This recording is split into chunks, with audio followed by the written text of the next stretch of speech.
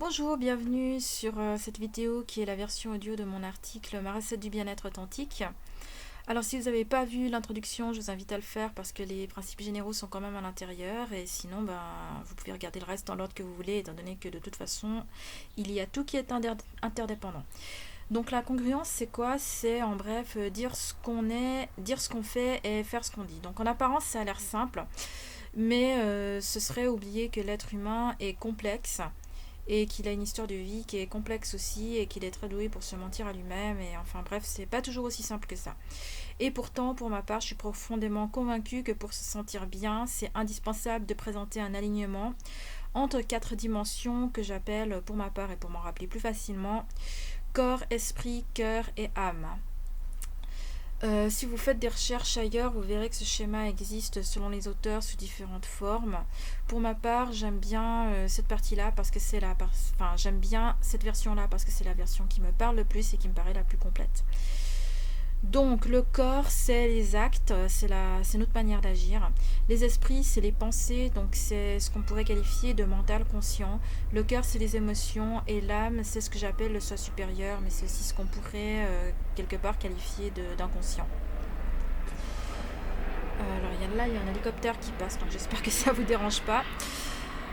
Donc idéalement, donc les 3 autres dimensions, donc c'est-à-dire les actes, les pensées et les émotions, ça devrait s'aligner sur le soi supérieur, c'est-à-dire sur le soi authentique.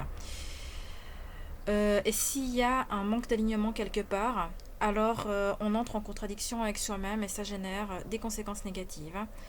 Donc par exemple, si les actes ne sont pas en accord avec les émotions, les pensées et le soi authentique, donc à ce moment-là, on risque d'avoir une mauvaise estime de soi. Si par exemple, j'agis d'une façon qui n'est pas conforme à mon émotionnel ou à mes pensées, eh ben, je vais me sentir coupable et je vais penser que je sais pas que je suis une merde, que je mérite pas de vivre. Bon, c'est des exemples un peu extrêmes, mais voilà, vous avez compris l'idée.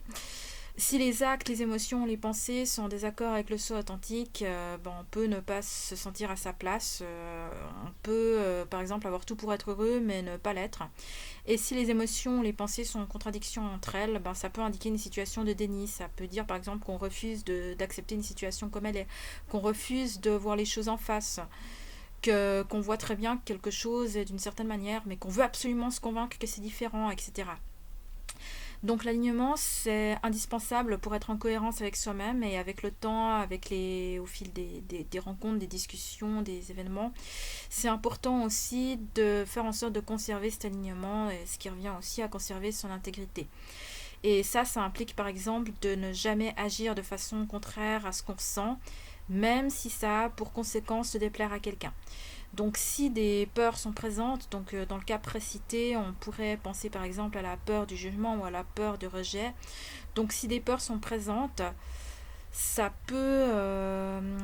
je me suis perdue. Ça peut faire qu'on risque de se désaligner en fait sous l'effet de la peur. Par exemple, si j'ai peur d'être jugée ou peur d'être rejetée, je peux par peur donc agir de façon contraire à mon émotionnel, mais ça va faire en fait que je vais pas me sentir bien après. Plus concrètement, l'exemple que je viens de donner, ça revient à se rejeter soi-même. Donc en fait, en gros, on a peur d'être rejeté par autrui. Du coup, on rejette ce qu'on est soi-même authentiquement. Et en fait, ça revient au même. Sauf qu'en plus, ça va faire baisser notre estime de soi. Donc c'est pire que tout.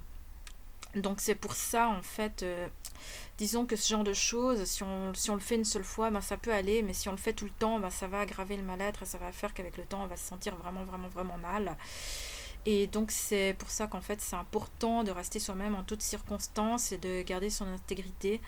Et pour y parvenir, de guérir ses peurs et ses blessures pour instaurer une sécurité intérieure. Parce qu'une fois qu'on est sécure à l'intérieur de soi, et on a des barrières qui permettent de se défendre face au monde extérieur et de conserver son intégrité et de conserver son bien-être.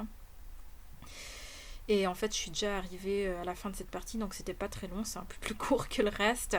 Si je résume, donc il y a les dimensions cœur, corps, esprit, âme, donc le mental conscient, l'inconscient, l'émotionnel et les actes, tout ça, ça doit être aligné pour préserver son intégrité et son authenticité. Alors je vous retrouve dans une autre vidéo pour parler de l'instant présent. À bientôt!